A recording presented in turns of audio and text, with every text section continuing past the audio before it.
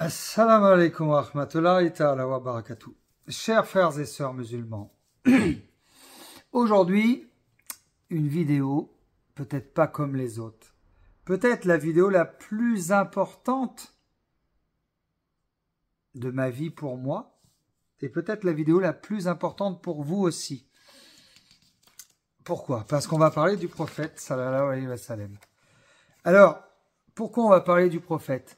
Parce que lundi, c'est l'anniversaire de la naissance du prophète, sallallahu alayhi wa sallam. Le prophète, Mohammed, que la paix soit sur lui, et non pas Mahomet, comme je peux le lire encore ici, est arrivé sur terre en 570. Voilà, 570 après Issa, après le prophète Issa, après le prophète Jésus-Christ. Et lundi, c'est l'anniversaire de sa naissance. Alors pourquoi ils écrivent Mahomet et non pas Mohammed? Mohammed, ça veut dire le digne de louange. Et alors Mahomet, ça veut dire l'inverse. Comme quoi, tout est une question de connaissance dans la vie. Et quand on n'a pas la bonne connaissance, c'est compliqué d'aller progresser. C'est compliqué de reconnaître l'islam quand on n'a pas la connaissance.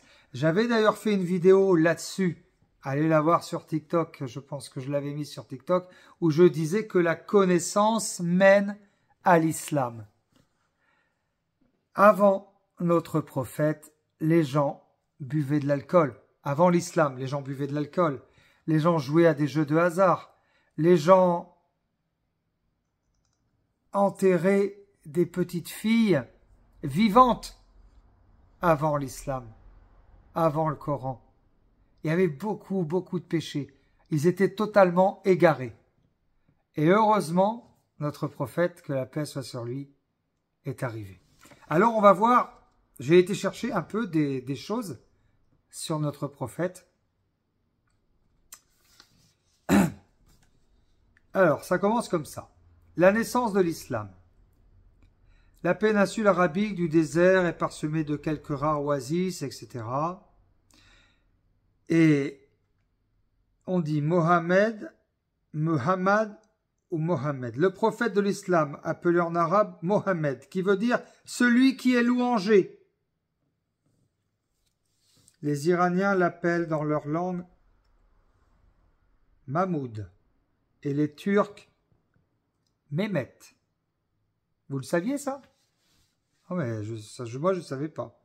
Quant aux musulmans d'Afrique occidentale, ils le désignent sous le nom de Mamadou. Alhamdulillah. Je ne savais pas. En Europe, les anglo-saxons qui ont découvert assez tard le monde musulman appellent le prophète Mohammed et se conforment à la phonétique arabe. Par contre, les Français, les Espagnols, les Allemands qui ont affronté les Turcs ottomans pendant près d'un millénaire ont connu l'islam par son fondateur, par leur intermédiaire. C'est ainsi qu'ils désignent le prophète par une déformation phonétique du nom turc de Mehmet, Mahoma en espagnol et Mahomet en français. Alors, ça vient de là, mais sachez qu'on dit Mohammed, que la paix soit sur lui. D'ailleurs, il y a beaucoup de Mohammed. Vraiment beaucoup. Alors, qu'est-ce qu'on va apprendre d'autre? J'essaie de vous trouver des choses enrichissantes. Regrettons qu'en France, dans un souci de bienséance politique, certains auteurs contemporains utilisent la version anglaise Muhammad, par exemple dans l'encyclopédie universelle. Prédicateur, chef de guerre et homme d'État. Mohammed étant l'image d'un homme énergique, mais aussi pénétré par sa mission divine. Alors, on va en revenir à ce qui nous intéresse. Parce que là, on est vraiment sur de l'histoire pure et dure. Et quand on aime son prophète,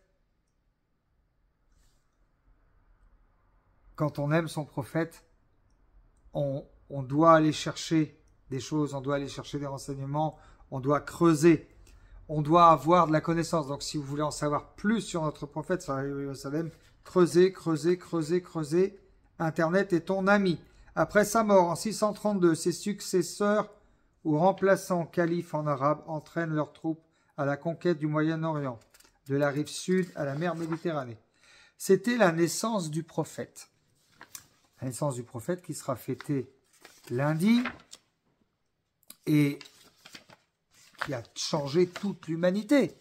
C'est-à-dire qu'avant, il y avait des gens qui étaient égarés, il y avait deux religions, et le Coran est descendu par l'intermédiaire de notre prophète pour nous montrer la voie, pour nous montrer le droit chemin et pour nous montrer comment vivre, comment se comporter. Qu'est-ce que le prophète sallallahu alayhi wa sallam nous amène? Il amène le Coran,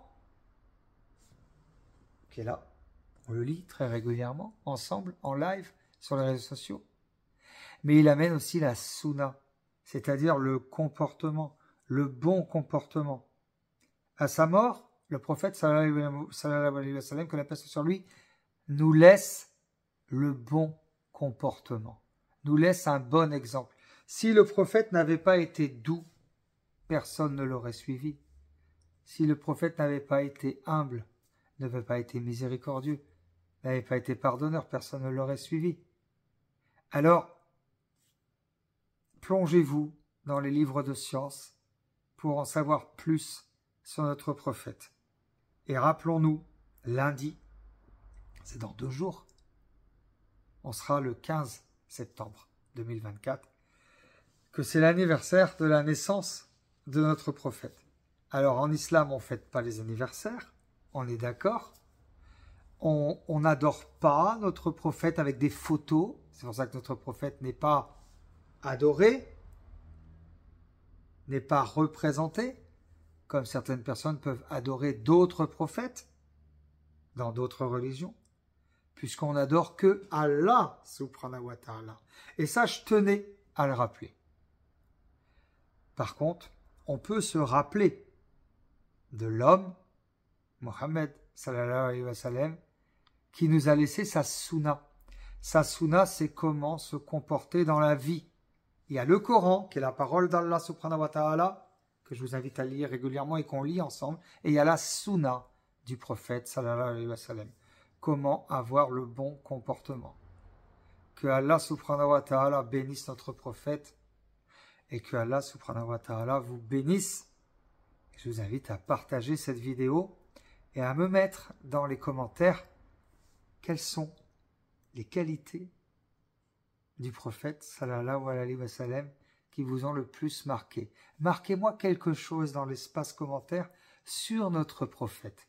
Je compte sur vous pour envahir l'espace commentaire et pour qu'on puisse partager et se rappeler de lui et raffermir notre foi et renforcer ce qui est à l'intérieur de notre cœur. Assalamu alaikum wa rahmatullahi ta'ala wa barakatuh.